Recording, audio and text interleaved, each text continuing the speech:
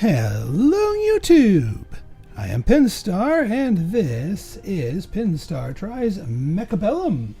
So, Mechabellum, I've seen a lot of other streamers playing this one. I was intrigued. It's published by Paradox Interactive.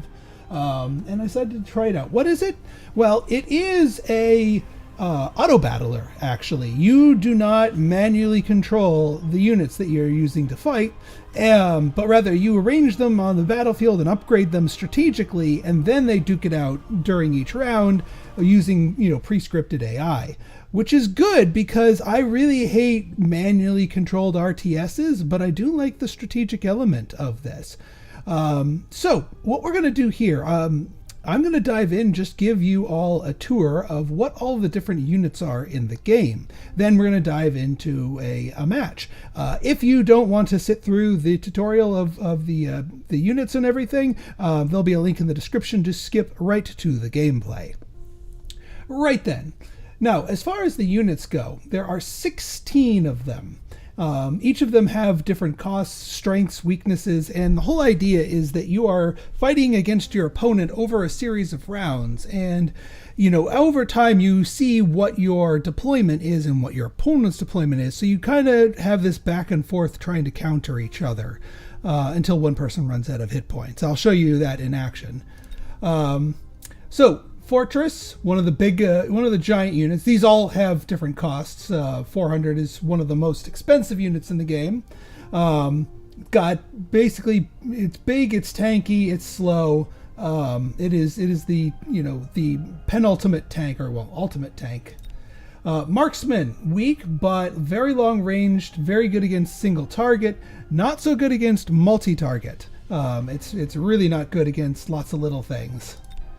The Vulcan, quite the opposite. It's a giant robot. The distinction of whether a robot is considered giant. By the way, this is all of your forces are robots. That's why it's called Mechabellum. There's humans here in the prep area, but there are no people fighting. It's all robots. But anyway, Vulcan, giant flamethrowers. Really good against smaller things. Not so good against tough single target things. Melting Point, really good against tough high hit point single target things. This thing basically shoots them, and then the longer the beam stays on, the more damage it does, and it can melt through pretty much any amount of armor and hit points, but again, really bad against smaller things. Rhino, medium sized. It is a melee bot. Really good against lots of weak, smaller things, or things that would prefer to remain at range. The Wasp, the swarming air unit. They can hit air or ground. They're individually very fragile, but in a group they can get a lot of stuff done. The Mustang, really good against, against the Wasp. They can hit air and ground, but they're good against other weak units. They're not terribly tough themselves, but they serve that role as far as sort of a defensive screen. Steel balls, they're sort of like the mini melting points. They have lasers that intensify the longer they shoot, so they're really good at things with heavy hit points. But they're a lot smaller and weaker compared to that, but also a lot cheaper. Fangs are the little foot soldiers of your things. They can hit air or ground. They have a ranged attack. They're very weak. But you get enough of them, and especially once upgraded, they can be a force to be reckoned with. Crawlers are also the other smaller forces out there. These guys are melee though, and they are the cheapest units because you get 24 of them for the price of 100. But I mean, they're also very, very fragile. But they can be useful in a pinch, and sometimes, if they make it to their targets, they can be deadly.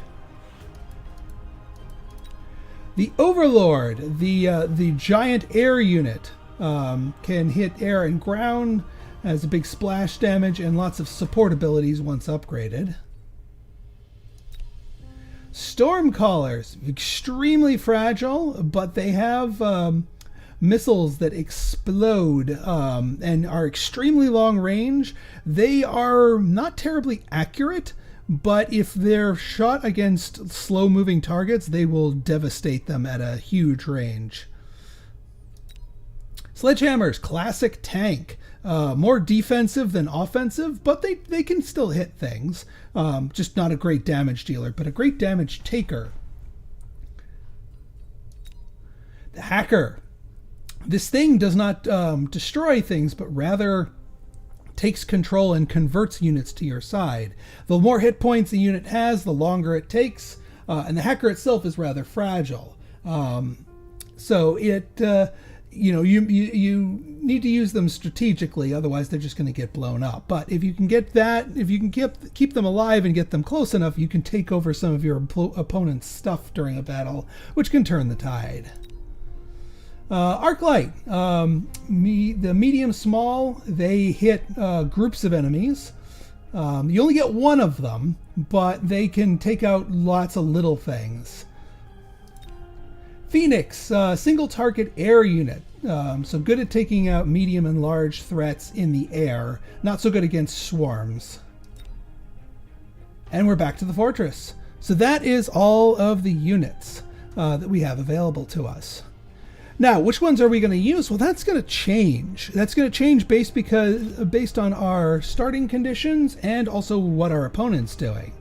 So no two matches are the same, even if you have a couple of units that you like.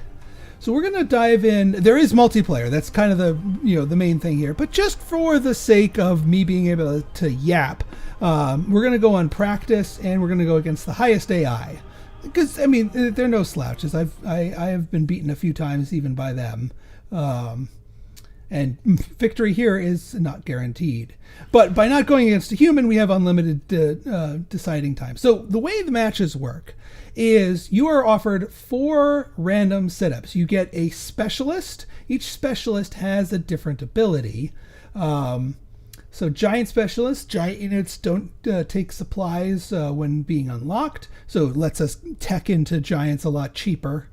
Cost control, they get an extra 100 supply every round. Supply is sort of like the money, the cash that you use to buy things and deploy things and upgrade things.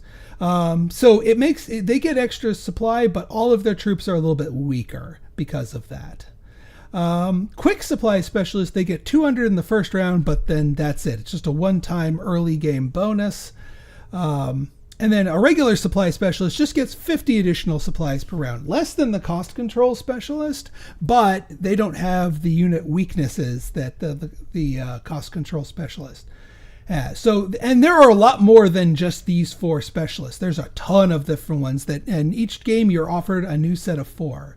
The other thing that you're offered is that you get a pair of early game units unlocked as part of your starting package. So you need to consider which pair that you want also, and which ones might work with here. Now, we don't know. One thing we don't know is we don't know what our opponent is going to pick. They are getting 4 completely different packages offered to them.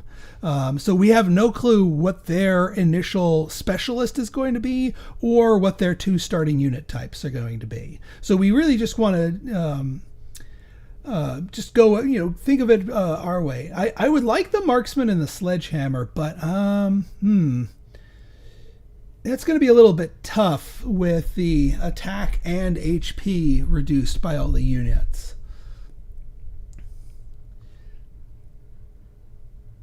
Let's see. Crawler, sledgehammer, no. Steel ball, fang is a good pair.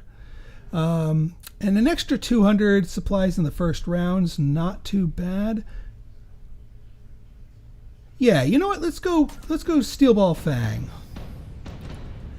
Okay, now we have all of our units here. We can move them. This is just presenting it to us. We also have 400 supplies, which is actually 200 more than a normal player would start with. But that's the only time we're getting a bonus.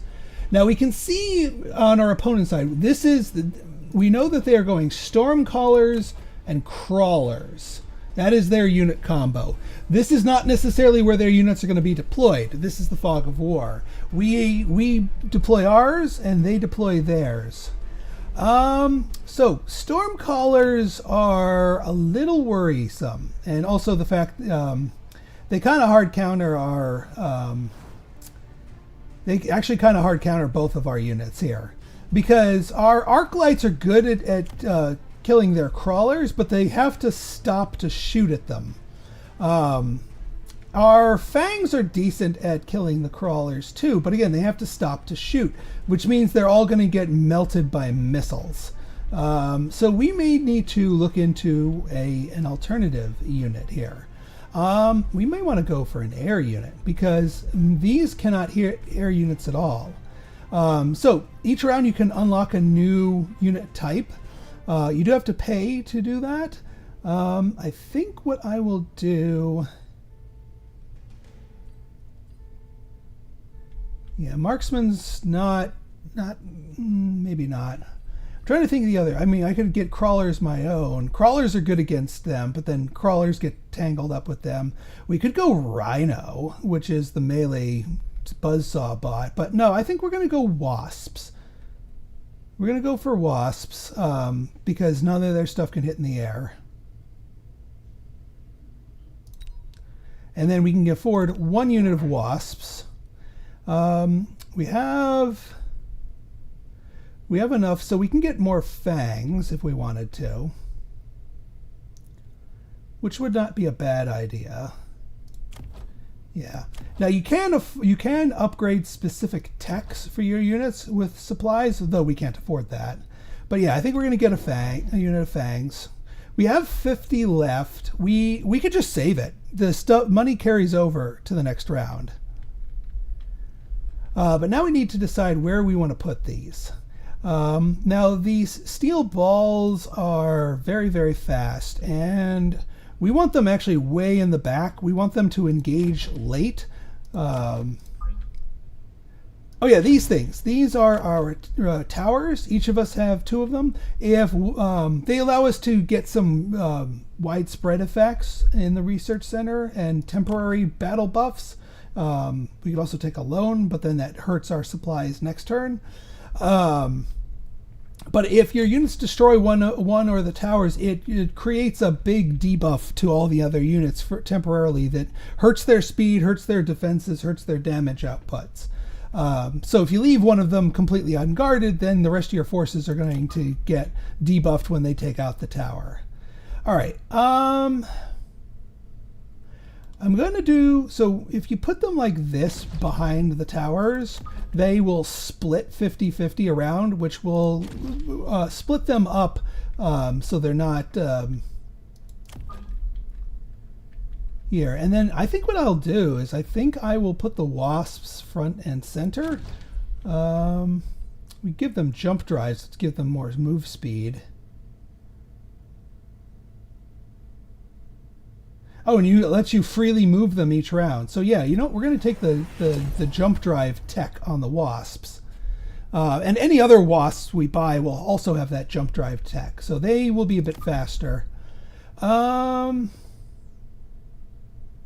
then yeah, we'll do one here and one here.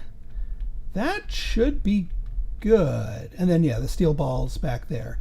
All right, let's see how this works. And also, they have their own money to buy stuff with, so there's their stuff. And yeah, they have fangs, so we are not immune to... Yeah. They saw that they had an air weakness, and so they brought their own fangs. So they correctly predicted that. Now we have our own fangs, but our wasp kind of got shot out of the air here. And here comes their missile barrages, yeah. Luckily, I don't think our fangs our wasps are dead in the water here. Although I think we're going to lose this round. Because yeah, our fangs are not fast enough to get to... Although they... Yep, there goes one of our towers. Now they're going to be real slow, so... And there goes our last unit. Now, just because you lose a battle does not mean you lose the war. So we took hit point damage based on the number of surviving units. Ooh, mass-produced wasp. Decreases the recruitment cost, but increases but decreases attack and hit points. You know what? These are going to be paper tigers, but I think we go in for it. Now, the other thing to note here is that my opponent is given the exact same 4 choices. So what do we think they are going to choose? Deployment module, probably not. Missile device, damage of sentry missiles, probably not. Extended range sledgehammer, they might go sledgehammer, but that's okay. You can also skip and just get an extra 50. I'm going to go mass-produced wasp. Now, because of the jump drive, normally we cannot move the squads that we have already placed. They are locked into place. But because of the jump drive ability, we can move our wasps. We could give them ground specialization, but that would use up all of our supplies. We want more units. I think what we're going to do, one thing you can... Oh, are those crawlers? Those are crawlers. Those are also crawlers. So I am actually fine with that because crawlers can't hit us. You can deploy in the flanks. Now, it's going to take them a little while to phase in when we deploy to the flanks like this. But once they're there, then they're going to have to deal with us. So we're going to do that. And hopefully the idea is that we come in and take out these storm callers behind us here. What else do we want? We need something to deal with the swarms of enemies. So we need more arc. Actually, yeah, no.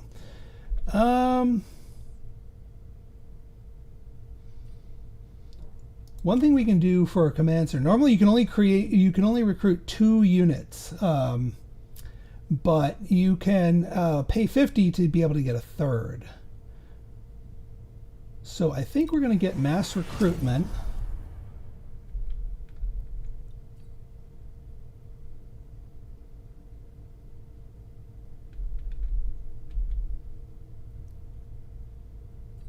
And we can do...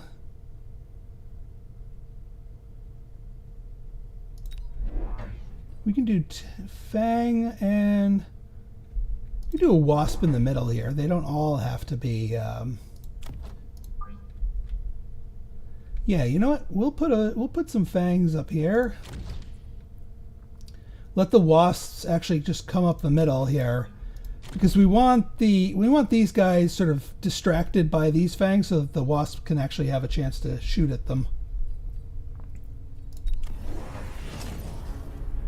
Alright, they throw down some, yeah, mechanical rage, so their fangs are faster now.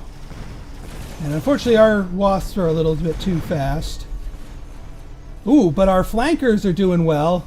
They're taking out these guys. Oh, and taking out their tower. That's going to nerf their damage output and slow them way down. We're about to take over their other tower. There goes that. Yeah, so our flanking wasps are what saved us here. So now all of our surviving units do hit point damage to our enemy. But now they know about those flanking wasps, so they might respond to them. Airdrops a rhino to attack your enemies? That's the saw bot. Portable shield or shield airdrop. You know, we're going to take Rhino Assault. We could use that. But we need a unit to deal with them.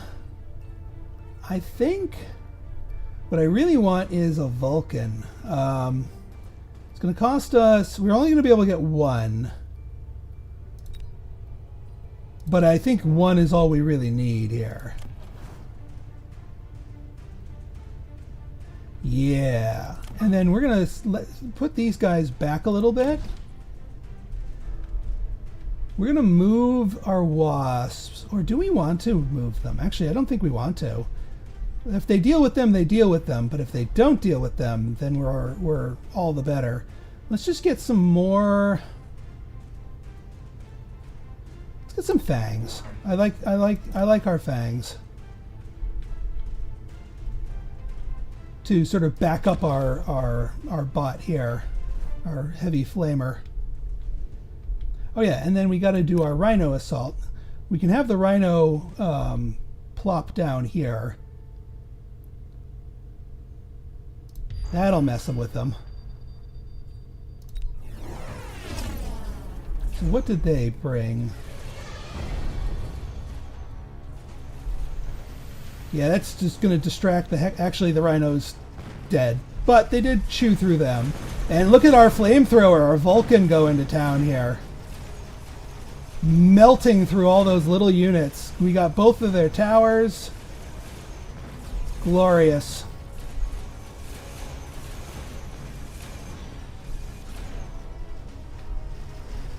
Oh, they... Oh, did they flank us? I think they flanked us.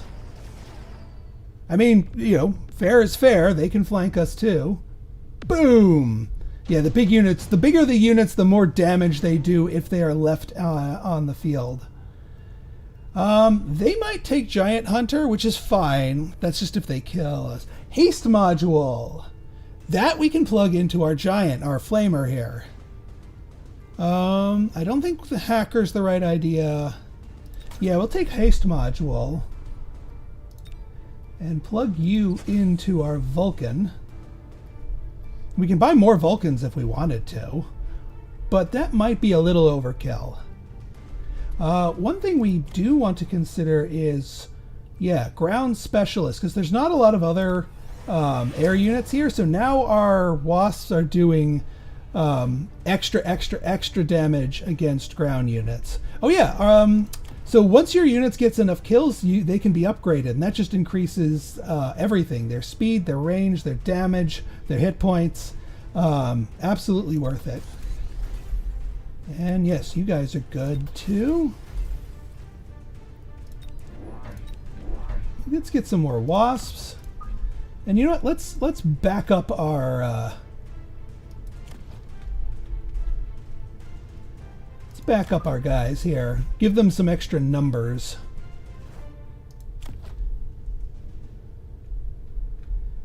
So yeah, they just had this here and this here. Not much we can really respond to that with, but I think we're good. Actually, are these... Yeah, those are fangs. These are also fangs. So moving the wasps here would not really do too much.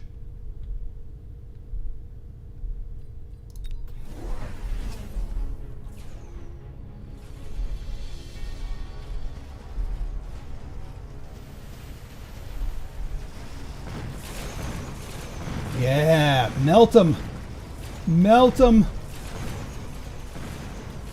Now all those missiles hitting my guys, a little bit tough, but he's holding together, and our wasps took out their bases again.